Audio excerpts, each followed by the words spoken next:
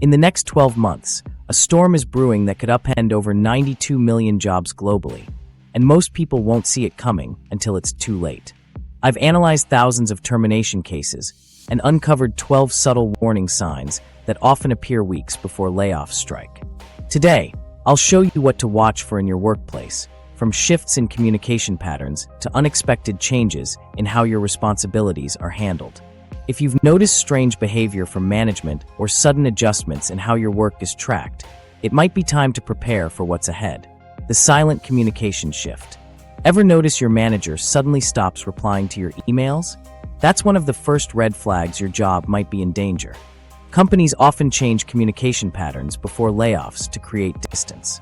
It starts small. Weekly check-ins get canceled without explanation, or you're left out of meetings you've attended for years. A tech worker shared how their one-on-ones mysteriously vanished 3 months before their layoff. At first, they thought their manager was just busy. Then the Slack replies slowed down, then stopped completely.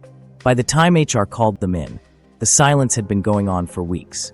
This isn't uncommon. 68% of laid-off employees report experiencing communication breakdowns before they were let go. The shift can feel like being ghosted at your own job. You ask a simple question about a project deadline, and instead of the usual quick response, you get a vague reply days later, or worse, no reply at all. Meanwhile, your name starts disappearing from email threads. Colleagues get briefed on decisions that affect your work, but nobody loops you in. The isolation happens so gradually you might blame yourself at first. Watch for sudden formality in messages that used to be casual. HR might start copying themselves on routine requests. Your boss could switch from quick voice memos to carefully worded emails. These aren't coincidences. They're deliberate moves to build a paper trail while keeping you in the dark. Meeting invites are another clue. If you're suddenly uninvited from strategy sessions, but still asked to attend operational meetings, that's a warning sign. Companies often remove employees from decision-making circles before cutting them loose. Sometimes, they'll reschedule important discussions to conflict with your calendar. You show up to what you think is a key planning session, only to find it happened yesterday without you. HR plays a sneaky role here too.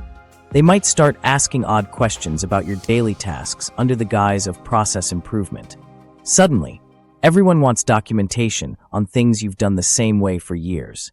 One finance worker was asked to train colleagues on systems they'd used for a decade. 2 months later, those trained colleagues were doing their job. The shift isn't always overt hostility. Sometimes it's excessive politeness. Your manager starts thanking you profusely for basic tasks. HR checks in just to see how you're doing. These unnatural interactions often precede bad news. Companies want to avoid lawsuits, so they create a paper trail of positive interactions before dropping the hammer. Document everything the moment you notice these changes. Save emails, screenshot Slack messages, and note meeting attendance shifts. If your gut says something's off, it probably is. One employee I spoke with noticed their manager stopped making eye contact in the hallway. Another realized their name kept getting misspelled in official communications. These aren't mistakes, they're subtle signs you're being phased out. When the silence starts to feel deafening, don't ignore it. It's not just a coincidence, it's a pattern. Performance review traps. That meets expectations, rating you just got might be the corporate equivalent of a warning shot. Companies routinely manipulate performance metrics to justify future layoffs, and they're getting smarter about how they do it. After years of glowing reviews, you might suddenly find yourself facing vague criticisms that never came up before. It's like stepping outside on a sunny day only to be hit by an unexpected storm. Everything seemed fine until it wasn't. Take the case of an Amazon employee who exceeded targets for 5 straight quarters, only to be placed on a performance improvement plan, PIP. Their manager suddenly cited communication issues that mysteriously hadn't affected their work for years. This wasn't about performance, it was about creating a paper trail. Research shows 42% of layoffs use performance documentation as legal protection against wrongful termination claims. The tactics are subtle but deliberate. Managers will highlight minor mistakes you've made for years, the kind everyone makes, but now they suddenly matter. That typo in last quarter's report? It's now evidence you lack attention to detail. The meeting you missed 6 months ago? Proof of poor time management. Normal workplace behavior gets reframed as performance issues when they need justification to cut roles. Pay close attention to the language in your reviews. Vague phrases like needs improvement in team collaboration or could demonstrate more leadership are red flags when they appear out of nowhere. These aren't actionable critiques. They're placeholder criticisms designed to create a record. One tech worker told me their review suddenly mentioned cultural fit after 5 years with the company. 2 months later, they were gone. HR departments train managers to document these concerns in specific ways. You might notice your one-on-one notes suddenly become more detailed when they weren't before. Or your manager starts sending follow-up emails summarizing conversations that never needed documentation in the past. These create the illusion of progressive discipline when none actually occurred. The timing often reveals the true motive. If criticisms appear right before budget cycles or during company-wide talent reviews, that's not coincidence. A financial analyst shared how their flawless performance record suddenly developed areas for growth 2 weeks before annual planning meetings. Their entire department was cut the next month. Performance review traps often follow a predictable pattern. 1. Your objectives become suddenly vague or impossible to measure. 2. You receive contradictory feedback from different managers. 3. Previously praised work gets reclassified as adequate. 4. Your manager stops offering development opportunities. Watch for sudden changes in rating scales too. Some companies quietly adjust what exceeds expectations means mid-year. What earned you top marks last quarter might only rate meets expectations now. Others introduce new core competencies that conveniently align with your perceived weaknesses. The PP process is particularly abused. What's framed as a chance to improve is often just a countdown to termination. One study found 87% of employees placed on PPs ultimately lose their jobs, regardless of actual performance. Companies use them to create the appearance of due process before letting people go.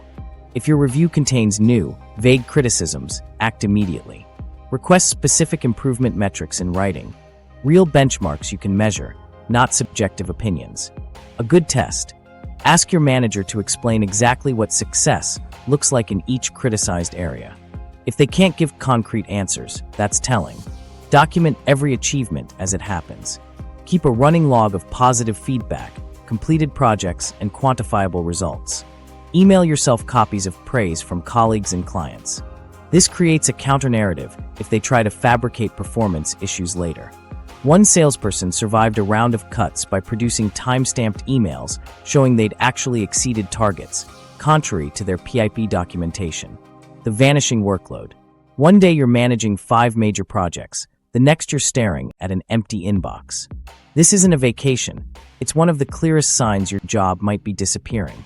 Companies systematically redistribute work before eliminating positions, and they're careful to make it look natural. A marketing director shared how her biggest campaigns quietly got reassigned over 6 weeks. First, her assistant was temporarily moved to another team. Then her VP started attending client meetings without her. By the time she was laid off, all her responsibilities had been parceled out to colleagues. The company called it workload balancing. What it really was, making her role appear redundant. This strategy follows a predictable pattern.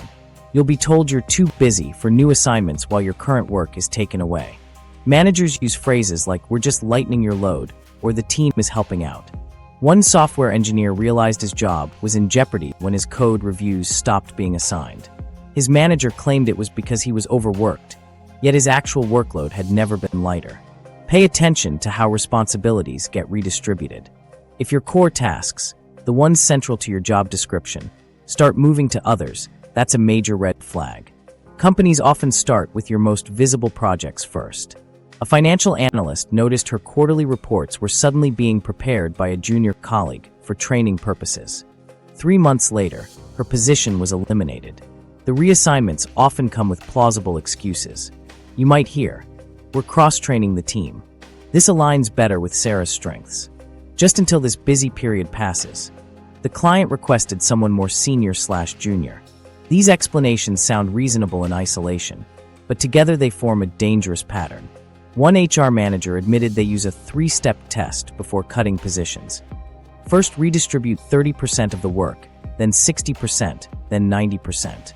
If operations continue smoothly at each stage, the role gets eliminated. The emotional toll of this process can't be overstated. Sitting at your desk with an empty inbox, watching projects you once owned move forward without you, creates a sense of isolation.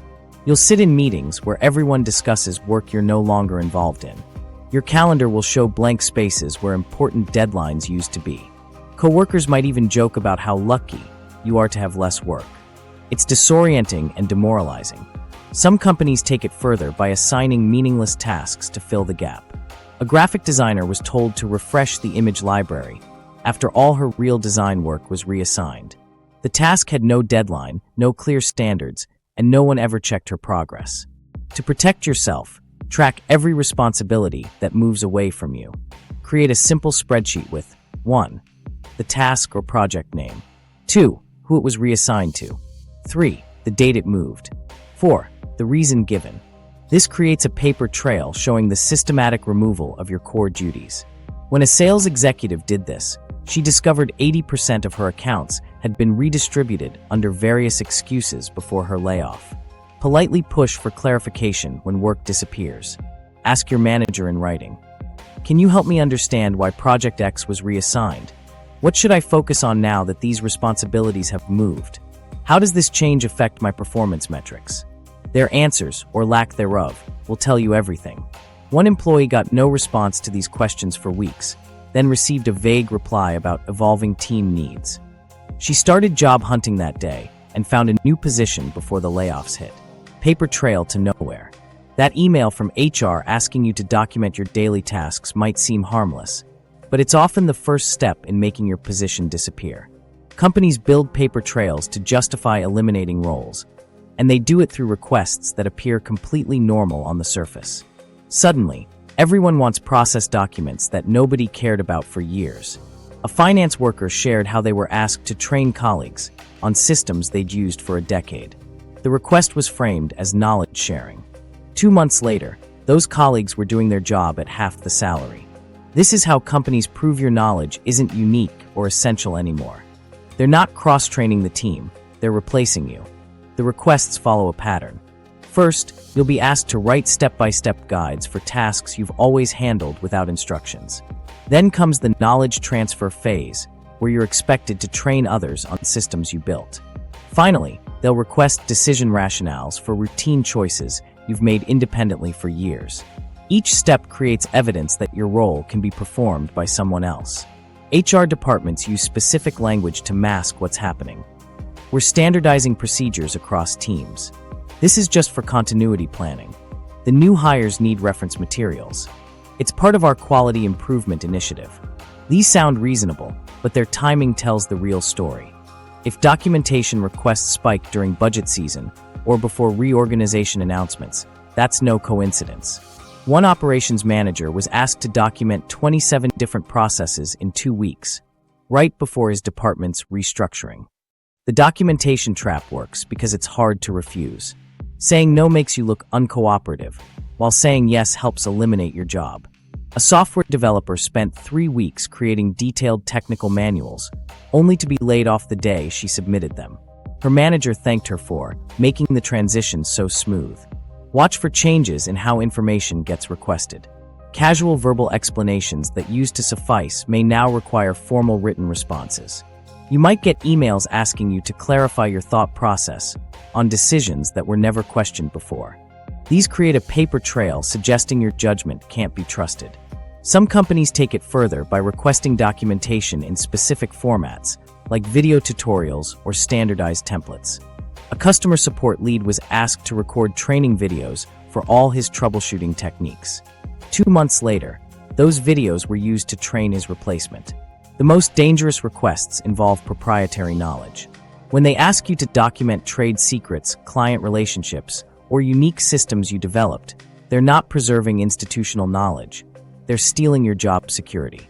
One marketing director refused to document her agency contacts and was fired for insubordination.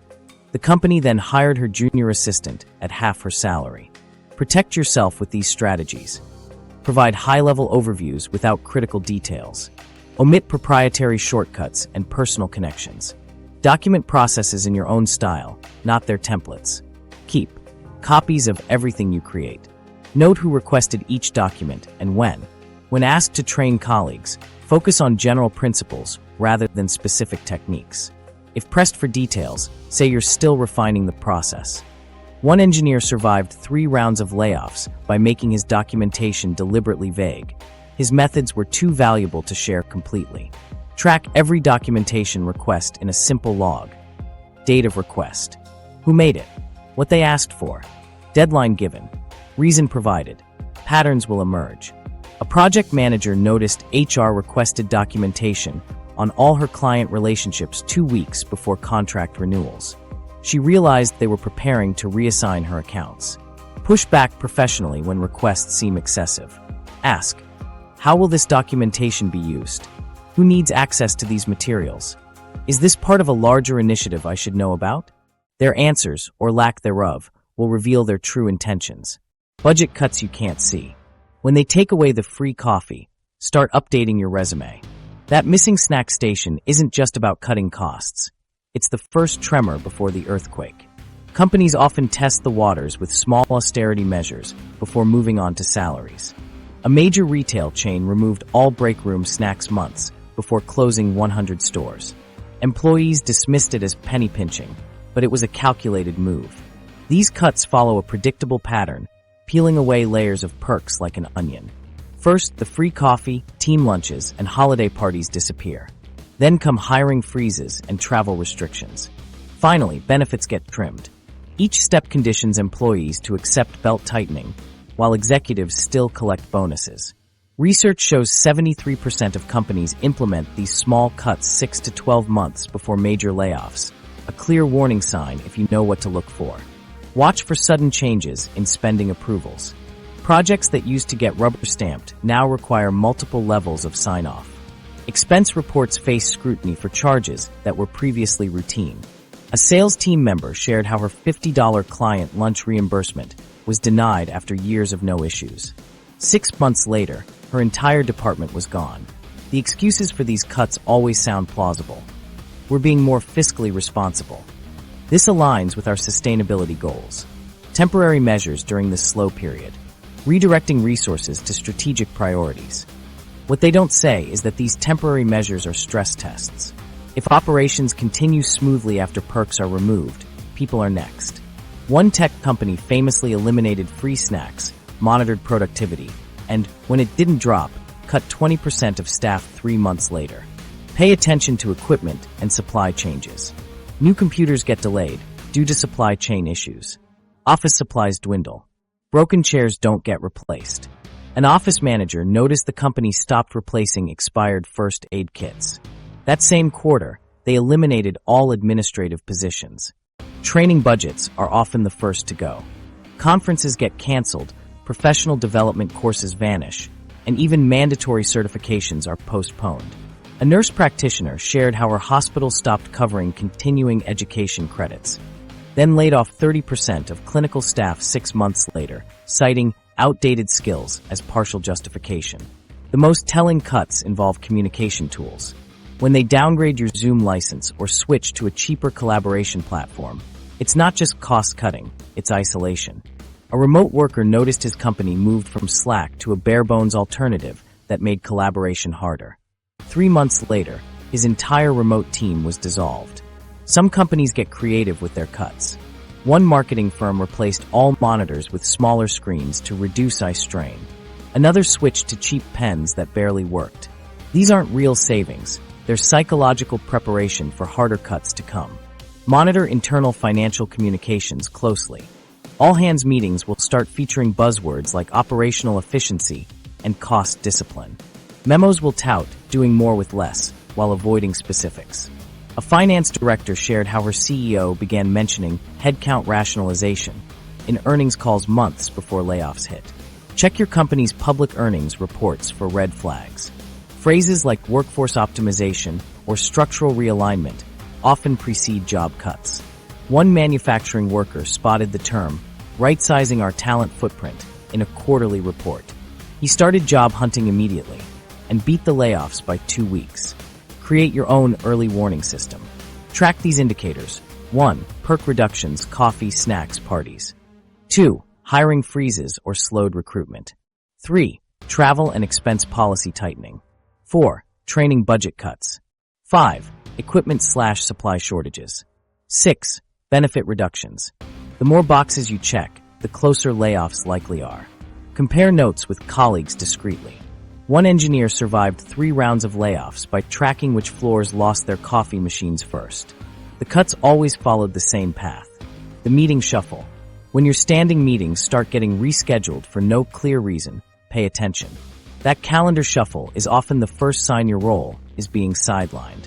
Companies change meeting patterns before layoffs to quietly remove employees from decision-making loops. A project manager shared how her weekly strategy sessions kept moving to times she couldn't attend. First, they conflicted with her dentist appointment, then her kid's soccer game. By the third reschedule, she realized it wasn't coincidence. Important decisions were being made without her, and she'd only hear about them after the fact. This isolation tactic happens gradually, so you don't immediately notice. Think of it like a game of musical chairs. Each reschedule, cancellation, or exclusion is a chair being pulled away. By the time the music stops, you're left standing, wondering when you lost your seat at the table. Watch for distinct patterns in meeting changes. Some companies use the last-minute cancel approach, where critical meetings get called off when you're already in the waiting room. Others send invites with outdated Zoom links or schedule meetings during your commute. A product manager missed 3 straight roadmap sessions because they were always scheduled during her customer calls. By the time she saw the new plans, her projects had been deprioritized. Another red flag is being excluded from important meetings while being added to irrelevant ones. You might get dropped from budget discussions, but added to generic team syncs, where nothing gets decided. A sales director found himself invited to more meetings than ever, just not the ones where quotas and territories were assigned. His calendar looked full, but his influence was disappearing. Pay attention to who stops inviting you to what. If your direct manager cuts you from key meetings, but HR starts adding you to compliance trainings, that's a warning sign.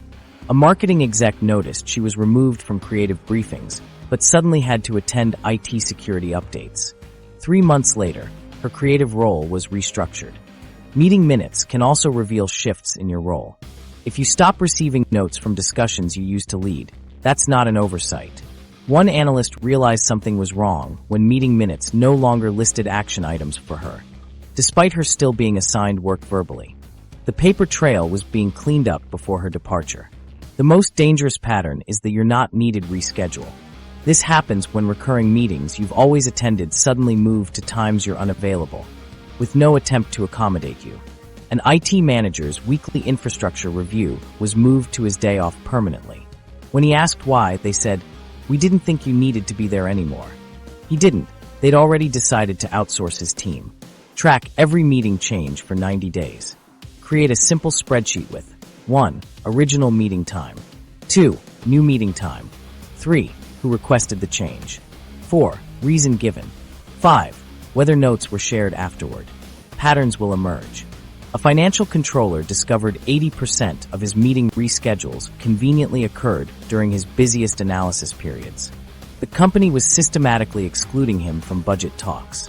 When meeting access changes, push back professionally. Ask, "Can we find a time that works for all stakeholders? Who will be covering my responsibilities in this discussion? How should I provide input if I can't attend?" Their answers reveal their priorities. One employee was told, "We'll just brief you later."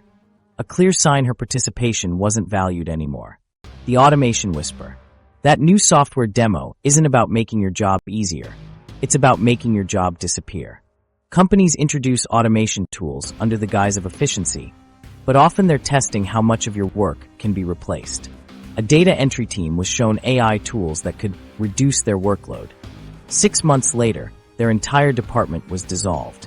The World Economic Forum predicts 92 million jobs will be automated by 2030, and the process starts with these quiet tech rollouts.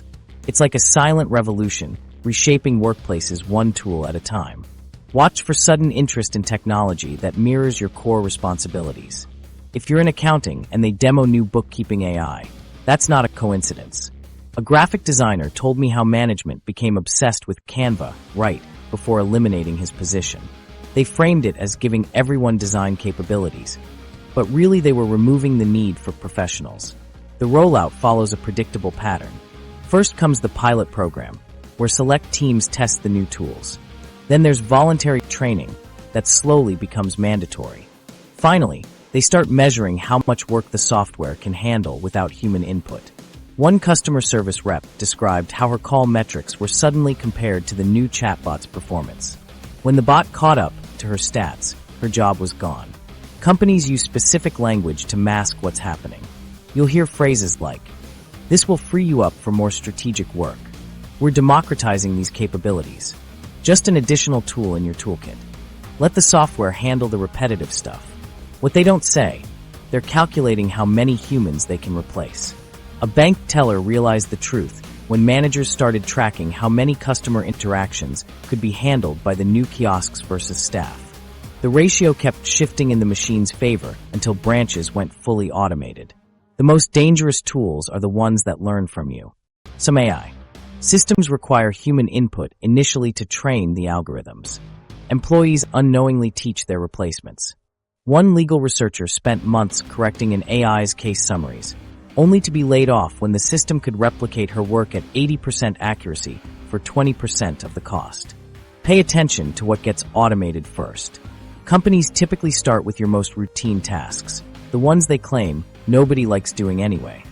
But once those go, your remaining work often isn't enough to justify keeping your position. A payroll specialist watched as her easiest processes got automated first. What was left was complex enough to require her skills, until the software caught up 6 months later. Automation isn't perfect, though, and its flaws can be your advantage. A logistics coordinator told me how new routing software was pitched as getting us through the holiday rush. By next quarter, half the team was gone, but not before the system caused delivery delays by misinterpreting regional routes. Similarly, a mortgage broker kept a log of complex cases the algorithm couldn't handle, which became his full-time job after the simple applications got automated. Track every new tool that touches your workflow. Create a simple list of 1. What the technology does. 2. Which of your tasks it affects. 3. When it was introduced. 4. How your metrics compare to its performance. This shows how quickly the gap between human and machine is closing. One insurance claims processor saw her workload drop 40% after new AI was introduced. Her manager called it a success, until her position was eliminated for being underutilized. Learn the new systems immediately, but don't stop there. Master them better than anyone else while documenting how you add unique value they can't replicate. A financial analyst survived 3 rounds of layoffs by becoming the only one who could explain the AI's decisions to clients. His human judgment became the premium service. Focus on aspects of your job the technology struggles with. If the new software handles data analysis but can't explain it to stakeholders, make that your specialty. One marketing manager pivoted to translating AI-generated insights into actionable strategies when the algorithm couldn't bridge that gap. Document every instance where human judgment beats the system. When the AI makes mistakes you catch, note them. When clients prefer working with you over the automated solution, record that feedback. These become your case for staying employed. Ask pointed questions about the technology's limitations. In meetings, bring up, what edge cases does this struggle with? How does it handle exceptions to the normal process? What's the escalation path when the system can't solve something? The answers reveal where humans will still be needed. One IT specialist realized his job was safe when nobody could explain how the new monitoring tool handled rare network failures. Reorganization Roulette. When your company announces another strategic realignment, grab your resume. That's corporate speak for someone's about to lose their job. The language always follows the same vague script. You'll hear about synergies, cutting duplicate roles, efficiencies, doing more with fewer people, and flattening structures, removing middle management. These buzzwords sound positive, but the results rarely are. A tech worker described how his company's customer-centric reorganization actually meant merging support teams until half the staff became redundant. Reorganizations often mask layoffs, and the patterns are easy to spot if you know what to look for. Watch for sudden department mergers that make no operational sense. When accounting gets folded into HR or marketing joins with IT, it's rarely about innovation. One sales team was combined with customer service under the guise of breaking down silos. 6 months later, 30% of the combined team was gone, and the remaining employees were left doing double the work. The timing of these changes can also reveal their true purpose. Reorganizations that happen right before fiscal year-end or quarterly earnings calls are often about financial optics, not improvement. A retail chain announced a store operations realignment 2 weeks before their investor meeting. The press release promised enhanced customer experiences, but it didn't mention the 15% staff reduction that followed. Companies use restructuring chaos to hide targeted cuts. When everything's in flux, it's easier to eliminate positions without drawing attention. A bank employee watched her company reorganize 3 times in 18 months. Each time, a few more jobs quietly disappeared under the chaos. By the 3rd reorganization, her department was gone entirely. Track how often your company restructures. Once a year might be normal. Twice a year is suspicious. More than that, and they're likely cutting systematically under the radar. One manufacturing employee saw 7 operational excellence initiatives in 3 years, each coinciding with layoffs the company never formally announced. Pay attention to who leads the new structures. If your department gets merged under an executive known for cost cutting, that's a red flag. A marketing team was moved under the CFO instead of the CMO. Employees thought it was odd, until the CFO slashed their budget by 40% the next quarter. The budget shuffle is another giveaway. After any reorganization, note which departments gain resources and which lose them. A healthcare worker noticed her clinic kept getting merged with larger ones. Each time, their equipment budget shrank while administration costs grew. The pattern continued until her location closed completely. Some companies play musical chairs with job titles. They'll elevate roles while stripping away responsibilities. A senior designer was promoted to creative strategist but lost all his direct reports and project control. The fancy new title masked his demotion before eventual termination. Create your own reorganization map. After each announcement, 1. List all department changes. 2. Note which executives gained or lost teams. 3. Track budget shifts by function. 4. Watch for disappearing job titles. 5. Count how many roles go unfilled. One financial analyst survived 4 rounds of layoffs by spotting this pattern. Every reorg that moved a department under the COO was followed by 20% staff reductions within 6 months. Push for clarity when the corporate doublespeak starts. Ask, how will this improve our current workflow? What metrics will define this reorg's success? Which roles are being eliminated versus reassigned? Their inability to answer clearly tells you everything. An operations manager asked these questions and got shuffled into a dead-end special projects role. The company's holding pen for employees they plan to cut. 10. HR's telltale signs. When HR suddenly starts taking an interest in your daily work, it's rarely a good sign. That casual check-in is often a reconnaissance mission before layoffs. An HR assistant was once tasked with updating job descriptions that hadn't been touched in years. 2 weeks later, 30% of those roles were eliminated. HR wasn't modernizing records, they were identifying which positions could disappear. These interactions follow a predictable pattern. First, you'll get a "how's everything going?" email from someone in HR you've never met. Then, they'll request documentation that's suddenly needed for compliance. Finally, you'll be invited to discuss your career development at the worst possible time. A sales manager shared how HR scheduled a growth conversation during his busiest quarter. The meeting wasn't about advancement. It was about assessing his replaceability. Watch for unusual requests about your role. HR might ask you to map out your daily tasks. Explain how you prioritize work. Detail your decision-making process. List all systems you use regularly. These aren't innocent questions. They're building a blueprint to either automate your job or redistribute it. One IT specialist was asked to create step-by-step guides for troubleshooting issues he'd handled for years. Those guides later appeared verbatim in the training manual for his overseas replacement. The timing of these requests is telling. If they come during budget planning or before quarterly reviews, it's no coincidence. A marketing coordinator noticed HR suddenly wanted her to document all vendor relationships right before contract renewals. Shortly after, her position was cut and the accounts were transitioned to a cheaper agency. HR's tactics can feel like a betrayal. They frame their interest as supportive, but it's often a calculated move to gather intel. You might notice sudden questions about your career aspirations, whether you've considered other opportunities, or even your work-life balance. These aren't friendly conversations, they're probing for weaknesses. One employee mentioned she'd thought about freelancing during an HR chat. 2 months later, her position was eliminated, with pursuing other opportunities listed in her file. Pay attention to how HR interacts with your manager. If they start having closed-door meetings about your team, that's a red flag. A department head noticed HR pulling his boss into weekly one-on-ones with vague topics like workload distribution and skill assessments. When layoffs came, his entire team was gone. So, how do you protect yourself? Start by documenting every HR interaction like it's evidence. Create a log with 1. Date and time of contact. 2. Who initiated it. 3. What was discussed. 4. Any follow-up requests. 5. How it differed from normal interactions. One accountant survived 3 rounds of cuts by showing how HR's sudden interest in his work coincided with budget meetings. The pattern proved he was being evaluated for elimination, not promotion. Never reveal your hand in these conversations. When HR asks about career goals, keep it vague. If they probe about outside interests, play dumb. A customer service rep made the mistake of mentioning her side hustle during an HR check-in.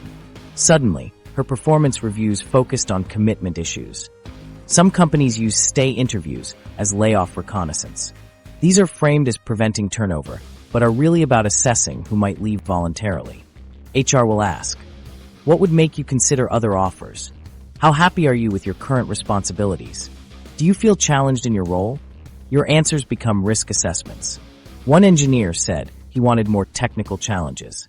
HR interpreted that as dissatisfaction and cut him in the next voluntary separation round. The most dangerous tactic is the fake mentorship program. These are framed as career development, but function as layoff preparation. You'll get assigned an HR coach who asks about your long-term plans, discusses alternative career paths, or suggests skills you might want to develop. A project manager enrolled in a leadership readiness program found herself explaining her role. The Exodus effect. When the top performers start leaving, it's not just a coincidence, it's a warning. These are the people with the best networks, sharp instincts, and often access to information others don't see. A sales team lost 5 of their top reps over 3 months. The remaining team thought they'd finally get their chance to shine. Instead, they faced 50% staff cuts and double the quotas. High performers don't leave good situations. They're the first to spot trouble because they're plugged into the organization's pulse. A software engineer shared how his company's best developer quietly resigned after a closed-door meeting with the CFO. 6 weeks later, the entire engineering team was restructured. That developer had seen the budget projections no one else could access. Think of these departures as the canary in the coal mine. When multiple top performers exit within weeks, especially from the same department, it's a flashing warning sign. A marketing team lost their analytics lead, top copywriter, and best designer in 1 month. The company called it natural turnover. 3 months later, the entire department was outsourced. The reasons given for these exits will sound reasonable. Pursuing new opportunities, better work-life balance, time for a change, family reasons. What they won't say is that these people saw what was coming. A financial analyst noticed 3 senior colleagues take early retirement packages in quick succession. When she asked one why he was leaving, he simply said, "The numbers don't lie." That night, she checked the company's SEC filings and started job hunting. The aftermath of these departures is telling. Remaining staff inherit impossible workloads with no training. Critical knowledge walks out the door. A customer support team lost their 2 most experienced members. Management framed it as giving others growth opportunities. In reality, tickets piled up, satisfaction scores plummeted, and 6 months later, the whole operation was replaced by a chatbot. Track turnover by department and performance level. Create a simple spreadsheet tracking. 1. Who left? 2. Their performance ranking. 3. Time between departures. 4. Work redistributed after. One operations manager noticed a pattern. Every time a top performer left manufacturing, their work was split among 3 average performers. 6 months later, those 3 positions merged into one. Connect with departed colleagues, but do it carefully. Reach out personally, not through work channels. A project manager learned about coming layoffs from a former teammate who'd been asked to document all processes before quitting. That tip gave her 3 months head start on her job search. Watch for unusual retirement waves. When multiple senior employees suddenly decide to retire in their early 50s, it's rarely a coincidence. A hospital department lost 4 nurses with 25-plus years of experience in 2 months. Administration called it a generational shift. The nurses knew it was about avoiding upcoming benefit cuts. Replacement hires, or the lack of them, reveal everything. Top performers either get replaced immediately with similar talent or not at all. A tech company's best salesperson left, and they posted her job internally for weeks before looking externally. Then they paused the search. Her teammates knew their jobs were in danger too. Some companies try to hide the exodus. They'll announce departures individually over months, so no one sees the pattern. A finance team didn't realize 6 of their 10 members had left until someone mapped the org chart over time. By then, the remaining 4 were already doing 6 jobs each. Pay attention to where the top performers go. If they're consistently landing at certain competitors or in specific industries, that's intel. A logistics manager noticed 3 former colleagues all went to the same startup. When he interviewed there, they told him his old company was known for impending contractions. The company's reaction to departures speaks volumes. If they seem unusually calm about losing star players, that's concerning. A design team lost their creative director and 2 senior artists. Management just said, "We'll manage." They did, by eliminating the entire creative department and outsourcing the work. Create your own early warning system. Note: 1. Unusually high performer turnover. 2.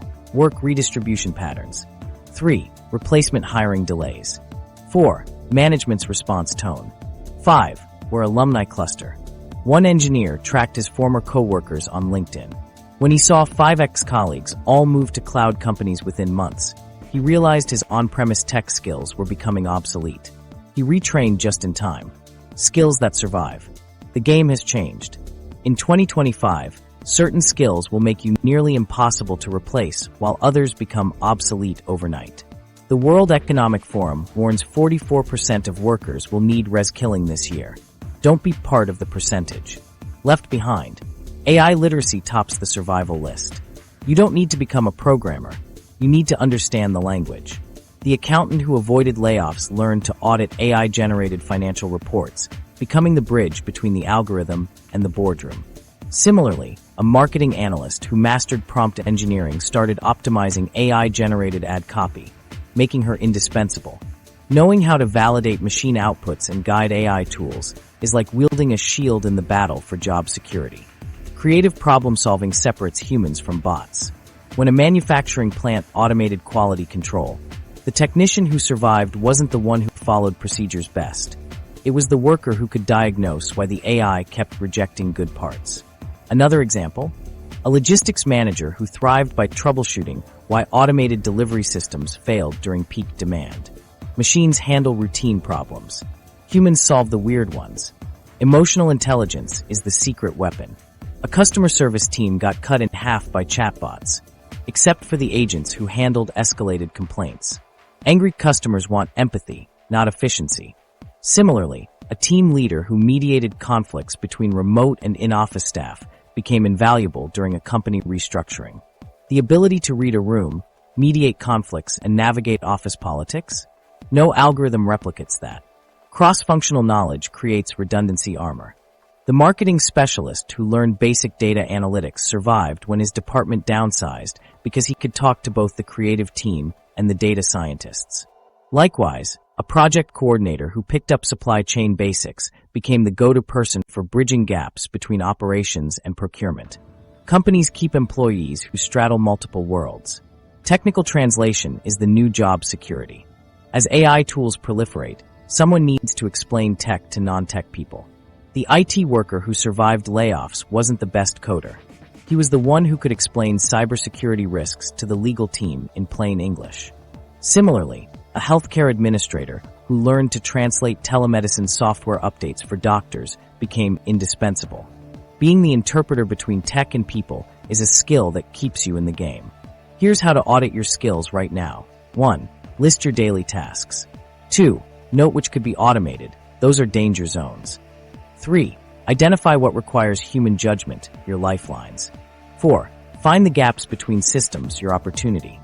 One project manager realized while software could track deadlines, it couldn't navigate personality conflicts between teams. She pivoted to specializing in stakeholder management and became untouchable. Prioritize learning skills that complement technology rather than compete with it. A graphic designer focused on art direction after noticing AI could generate logos but couldn't develop brand strategies. Similarly, a journalist who learned multimedia storytelling thrived while others struggled to adapt. These shifts make you more valuable, not less. Certain industries have specific survival skills. Healthcare, telemedicine coordination. Finance, regulatory interpretation. Retail, high-touch customer experience. Manufacturing, human-robot collaboration. A bank teller transitioned to financial coaching when ATMs handled transactions. She didn't fight technology, she moved up the value chain. Free resources exist for every critical skill. AI literacy, Google's free machine learning courses. Data basics, Khan Academy statistics. Emotional intelligence, Yale's free psychology lectures. Technical translation, Write the Docs community. The accountant who saved his job spent 20 minutes daily on Coursera. In 3 months, he went from number cruncher to data storyteller. Certifications open doors faster than degrees right now. A warehouse worker got promoted to automation supervisor after earning a free robotics certification from MIT OpenCourseWare. The 6-month program beat his co-worker's 4-year degree for the promotion.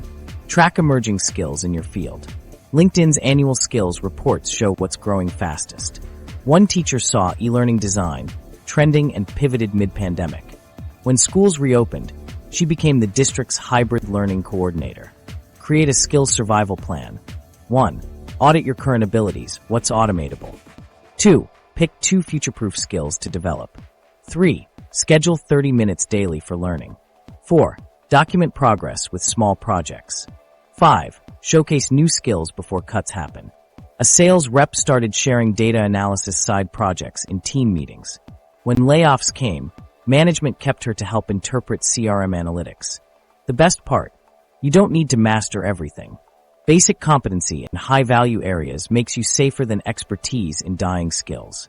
A journalist learned just enough HTML to update CMS systems. That shallow tech knowledge made her more valuable than Pulitzer-winning writers who refused to adapt. The emergency protocol. If you've spotted 3 or more warning signs from our list, your job might already be on life support. This is when most workers make the critical mistake of waiting too long to act. A graphic designer who updated her portfolio every month landed a new job in 2 weeks after her layoff. Meanwhile, her co-workers who waited for the official notice are still searching months later. Start by securing references immediately. Reach out to trusted colleagues and managers with a simple message. I'm updating my professional materials. Would you be comfortable providing a reference if needed? Most will agree without questioning why you're asking. One marketing director even collected video testimonials from co-workers during a company retreat, 3 months before the department was dissolved. Document your achievements from the past year in one place. Include quantifiable results, successful projects, and positive feedback. A sales rep survived layoffs by presenting a 1-page summary of her $2 million in closed deals during her exit interview. HR reconsidered and kept her on. Gather work samples discreetly. Export presentations, reports, and deliverables to personal cloud storage. Use the portfolio update, excuse if anyone asks. One engineer scheduled career development time every Friday to organize his work samples. By the time layoffs came, he had everything ready to send to recruiters. Build an emergency fund to cover at least 6 months of essential expenses. Calculate your bare minimum survival costs, rent, food, utilities, insurance, and work backward. A software developer automated transfers of 10% from each paycheck into a separate account. When he was laid off unexpectedly, He had 9 months of runway. Start networking before you need it. Reach out to 3 contacts weekly with genuine conversations, not job requests. Comment on their LinkedIn posts, share relevant articles, or congratulate them on work anniversaries. One accountant landed interviews through a former colleague he'd kept in touch with via quarterly coffee meetings. Update your LinkedIn profile and resume now. Use your current job title and achievements while they're still fresh. A project manager optimized his profile during a slow work period. When recruiters started reaching out to his laid-off co-workers, he was already getting interview offers. Identify your transferable skills and how they apply to growing industries. A retail manager realized her inventory skills translated well to logistics coordination. She highlighted this in applications and landed a higher-paying role before her store closed. Research companies in your area that are hiring consistently. Follow their social media, set Google alerts, and note their hiring cycles. One teacher discovered local tech firms were hiring trainers right as school budget cuts were announced. She transitioned into corporate education with a 20% raise. Practice interviewing now. Record yourself answering common questions and notice where you hesitate. A customer service rep did mock interviews weekly with a friend. When layoffs hit, she aced her first interview and got hired on the spot. Create a daily job search routine that won't raise red flags at work. Dedicate 30 minutes each morning to applications before logging on. Use lunch breaks for phone screens. One employee scheduled doctor's appointments for final interviews. His company never suspected a thing. Understand your severance rights before you need them. Research your company's typical packages and local labor laws. A finance manager negotiated an extra month of severance by pointing out his tenure was longer than the standard formula accounted for. Prepare your tech for a sudden exit. Back up contacts, clean up your work computer, and know how to return equipment quickly. An IT specialist kept a list of all his work logins in a secure password manager. When he was let go unexpectedly, he transferred everything seamlessly. Identify side income options that could bridge gaps. Tutoring, consulting, or freelance work in your field can soften the blow. A copywriter started taking small freelance projects months before her layoff. When it happened, she already had clients lined up. Know your health insurance options in advance. Research COBRA costs, marketplace plans, and spouse/partner coverage possibilities. One family avoided disaster because the laid-off spouse had researched short-term insurance options 3 months prior. Pack a go bag with office items you'd want to keep if escorted out suddenly. Personal photos, favorite pens, that comfy desk chair you bought yourself. An operations manager kept a box ready under his desk. When security gave him 5 minutes to clear out, he didn't leave anything important behind. Decoding corporate speak. When your CEO starts talking about right-sizing, start packing your desk. That corporate buzzword doesn't mean what they want you to think it means. It's about cutting jobs while making it sound progressive.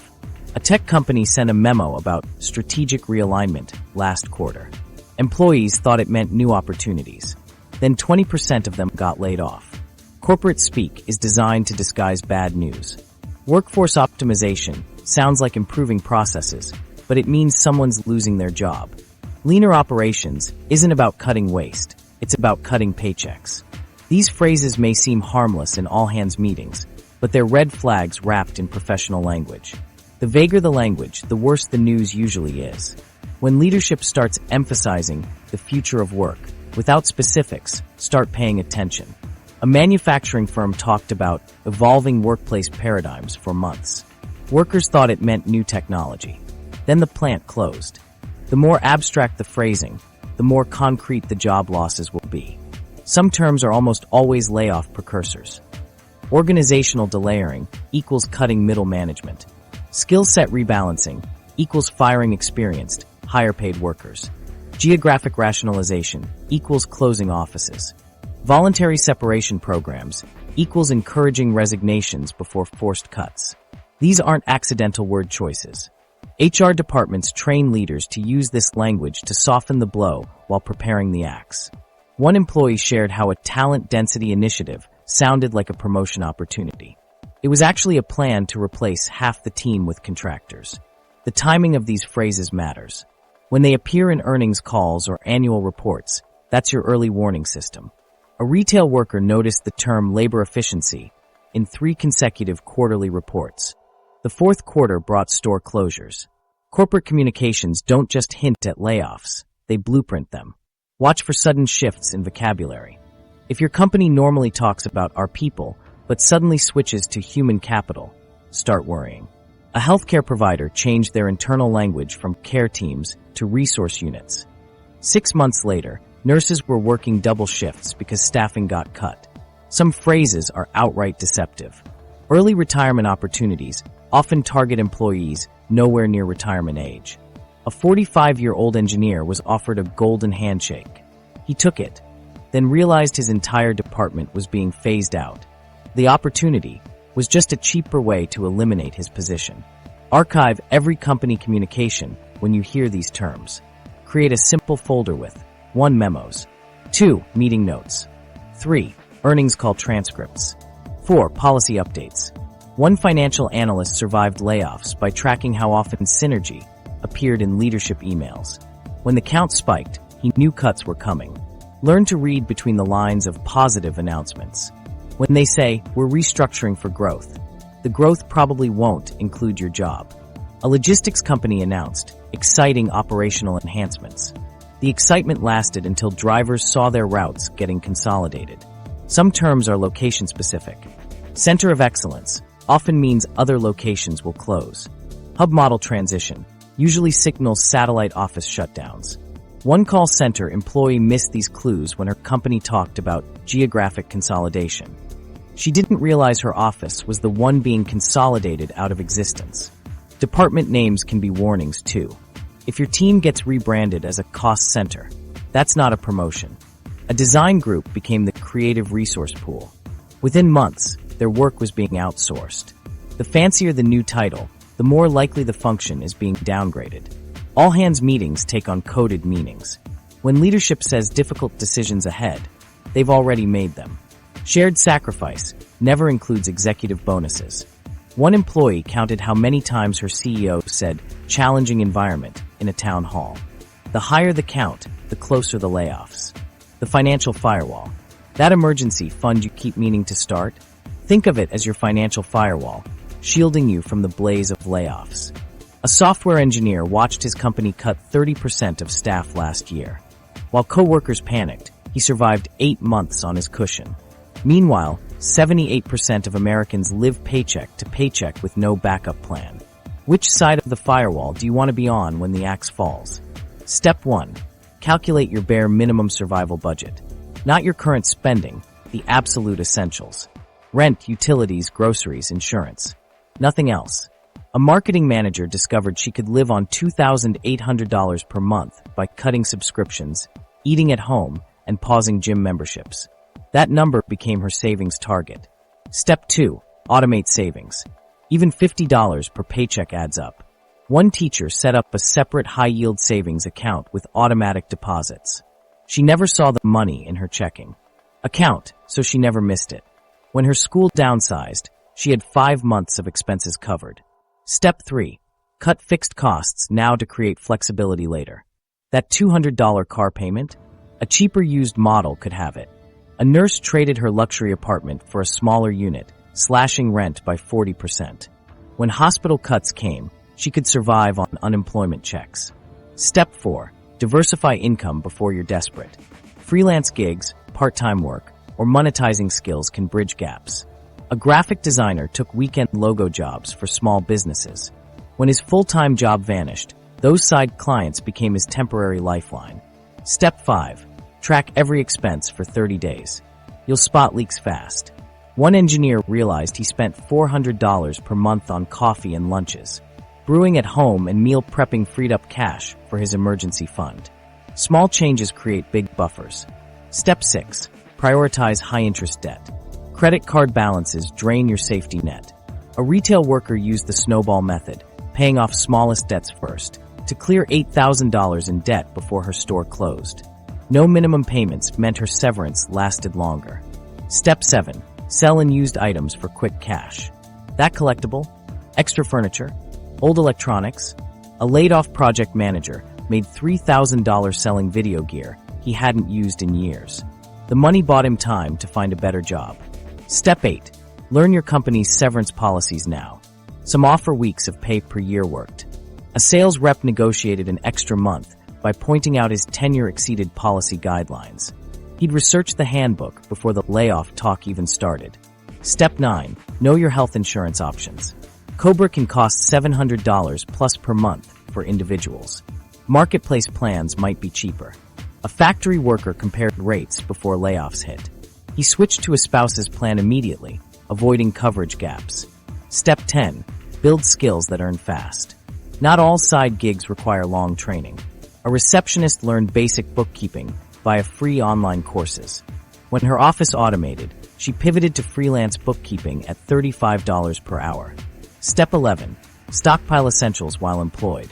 Non-perishables, toiletries, and household goods bought on sale reduce future costs.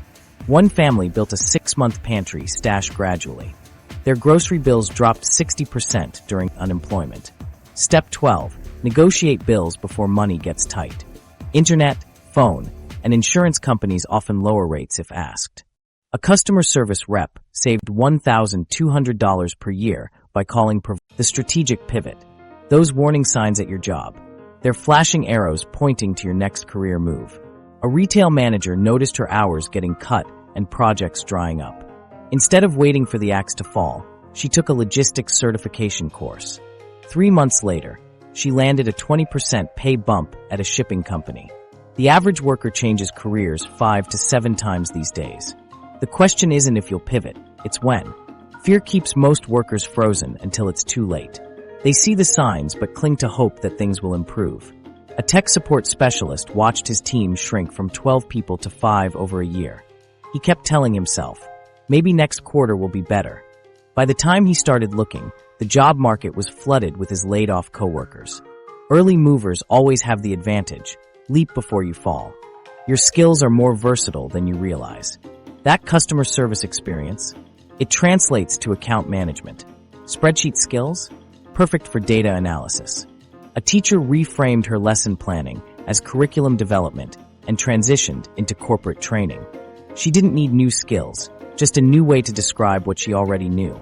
Similarly, a graphic designer discovered her portfolio worked for UX roles.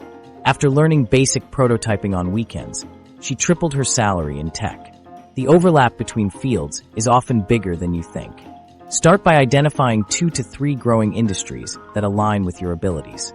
Healthcare, renewable energy, and AI integration are hiring while other sectors shrink.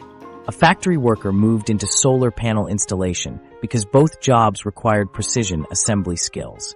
The switch took 3 months of night classes and opened doors to a more stable career. Research job postings outside your field to spot common requirements that match your experience. Update your resume to highlight transferable skills at the top. Instead of retail manager, try operations leader. Replace cash handling with financial reconciliation. One restaurant server landed an office coordinator job by emphasizing customer service and multitasking. The words matter more than the titles. Begin discreet interviews now, while you're still employed. It's easier to negotiate when you're not desperate. A sales rep took lunch breaks to interview at growing companies. When layoffs hit, she had 2 offers waiting. Employers value candidates who approach them from a position of strength. Test the waters with freelance or contract work. Platforms like Upwork let you explore new fields risk-free. An accountant started freelance bookkeeping for small businesses on weekends. When her firm downsized, those clients became her full-time income. Side gigs can evolve into exit strategies. Leverage your network before you need it. Former colleagues, vendors, even customers might know about opportunities. A construction supervisor got tipped off about a facilities manager opening by a supplier. The job wasn't posted publicly yet. Your next role probably won't come from a job board. Learn the language of your target industry. Every field has its own buzzwords. A nurse transitioning to medical device sales studied product sheets until she could talk specs fluently. 3 months later, she outsold reps with years of experience. Take one concrete step each week. 1. Monday. Research one growing industry. 2. Wednesday. Connect with someone in that field. 3. Friday. Apply to one stretch position. Small actions compound fast. The Mindset Shield. Losing your job doesn't mean losing your worth. But try telling that to your panicking brain at 3 a.m. A teacher facing layoffs started each morning by listing 3 skills she'd take to any job. Within weeks, she landed a corporate training role. Your mindset during job uncertainty can be the difference between spiraling and strategizing. Job stress is like a ticking clock, counting down to burnout. Cortisol spikes. Sleep suffers. Decision-making falters. A study found prolonged job insecurity damages health more than actually being unemployed. Your body reacts to potential threats as if they're real. That's why mental preparation is as crucial as financial planning.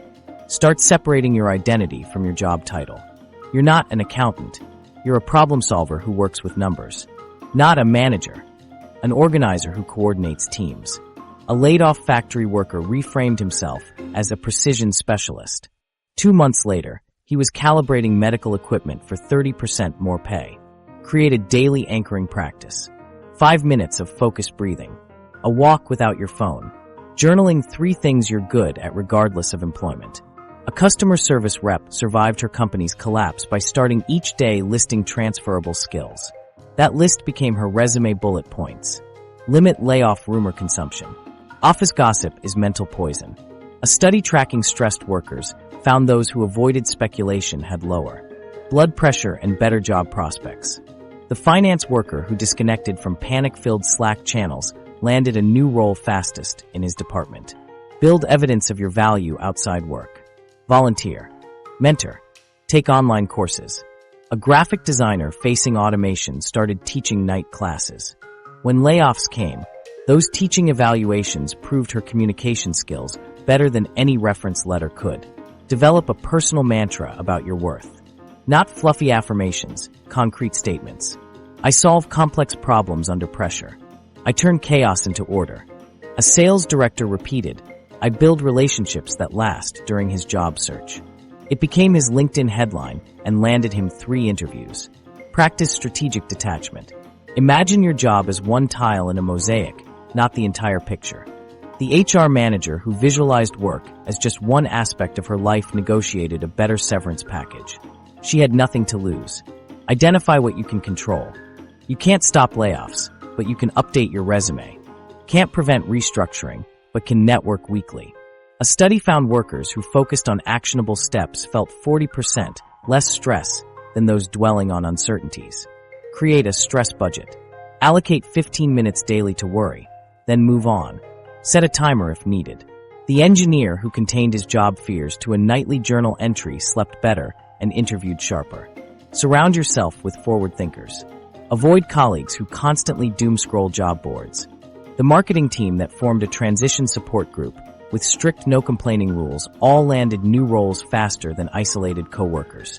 Reframe obstacles as data. Rejections aren't personal, they're market feedback. A teacher turned corporate trainer tracked which skills interviewers asked about most. She tailored her pitch accordingly and doubled her callback rate. Visualize multiple futures.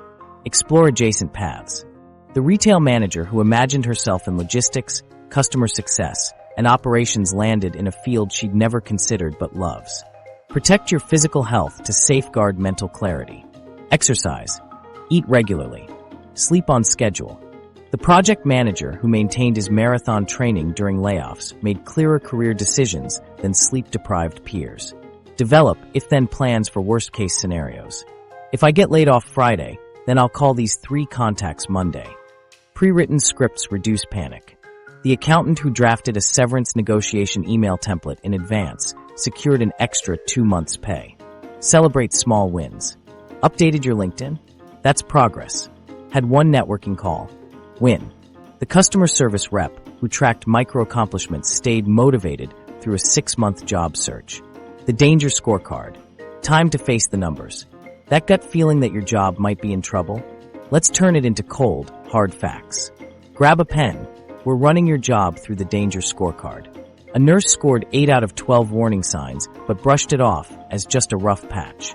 2 weeks later, her unit got outsourced. Denial doesn't prevent layoffs, preparation does. Start with communication shifts. Has your manager gone radio silent? Are you getting left out of key meetings? Give yourself 1 point for each yes. A tech worker noticed his weekly check-ins stopped, and his emails got ignored. That's 2 points right there. And he missed the red flags until his badge stopped working. Next, watch for performance review traps. Suddenly getting nitpicked on things that never mattered before? That meets expectations, rating after years of exceeding them? At another point, an Amazon employee got hit with a PIP despite crushing targets for 5 straight quarters. He thought it was a fluke. It wasn't. Now assess your workload. Are your core responsibilities slowly disappearing? Projects getting reassigned to help the team? Give yourself a point if your calendar's looking suspiciously light. A marketing pro watched all her campaigns get handed to colleagues temporarily. 3 months later, temporary became permanent for them, not her. Documentation requests are another red flag. Is HR suddenly obsessed with how you do your job? Asking for process manuals that never existed before? That's another point. A finance worker spent weeks documenting procedures only to train her replacement. Companies don't care about preserving knowledge. They care about replacing people. Budget cuts tell their own story. No more free coffee. Travel freeze. Hiring pause. Add a point for each you've noticed. One retail employee saw the snack stations disappear, then the holiday party got canceled. By the time they took away the staplers, it was too late to miss the pattern. Automation creeping in? New software that does parts of your job. That's a point. A data entry team was shown time-saving tools months before their department dissolved. The tech wasn't there to help them. It was there to replace them. Restructuring roulette is next. Has your company reorganized more than once this year? Departments merging for no clear reason? At a point. A bank employee survived 3 strategic realignments before the 4th one erased her position. HR's sudden interest counts too. Random career development chats? Requests for your job description? That's another point. An HR assistant was told to update all role descriptions. Then watch 30% of those roles vanish. The exodus effect matters. Are top performers jumping ship? High turnover in your department? Give yourself a point. A sales team lost 5 stars in 3 months. The remaining reps thought they'd get promotions. They got pink slips instead. Finally, skills stagnation. Are your abilities becoming obsolete? No training opportunities? Add a point if you're falling behind. A factory worker's machines got upgraded, but his skills didn't. His severance package arrived with a robotics manual. Now tally your score.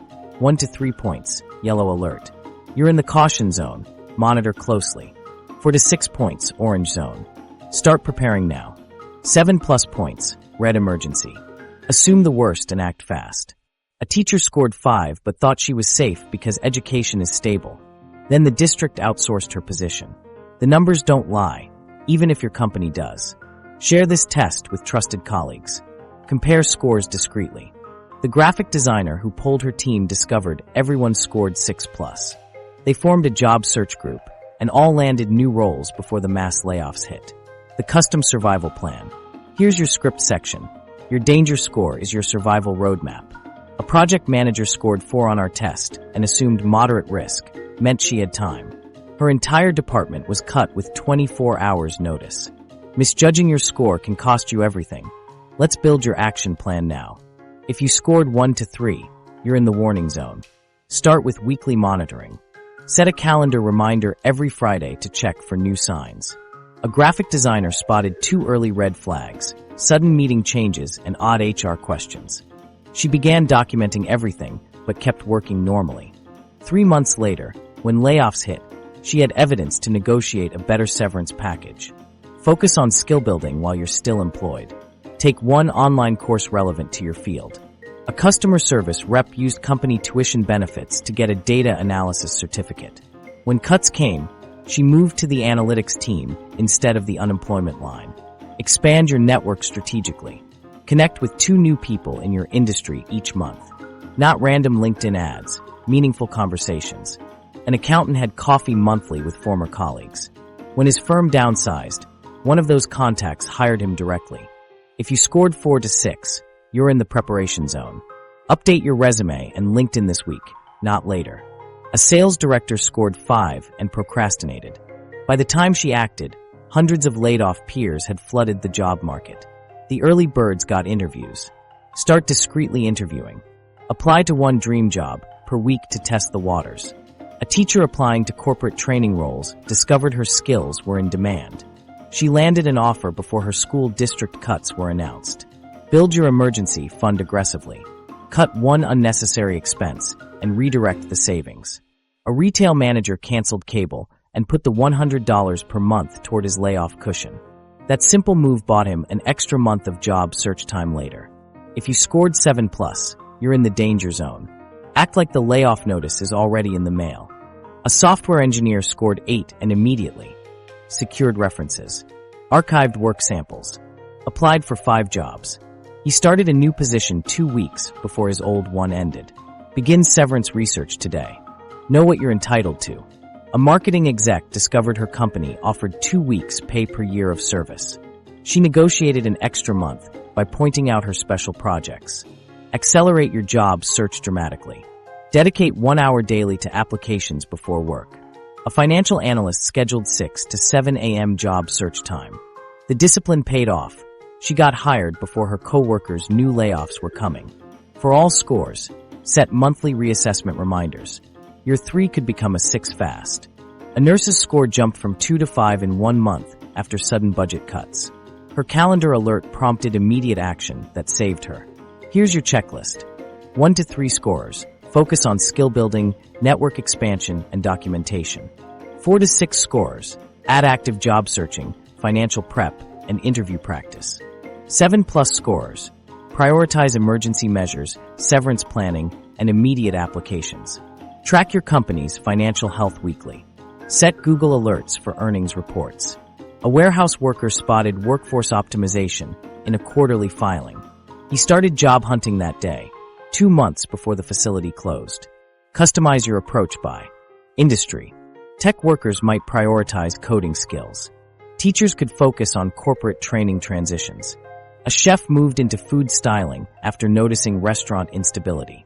Your pivot should match your field's risks. 1 to 3 scores. Spend 70% effort on your current job, 30% on prep. 4 to 6, 50-50 split.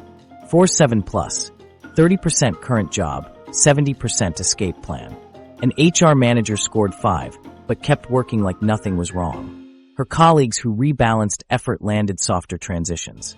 The job market rewards those who prepare early. Those 92 million disappearing jobs, they're gone for good. But now you have an edge, spotting layoffs before they hit. That meeting changed last week. The odd HR request yesterday. They're signals you can now recognize. Your danger score is more than a number. It's your career's early warning system. Remember the project manager who scored 8 and acted fast? She's thriving in her new role. The teacher who ignored his 3? Still searching. Use the checklist below to decode the signs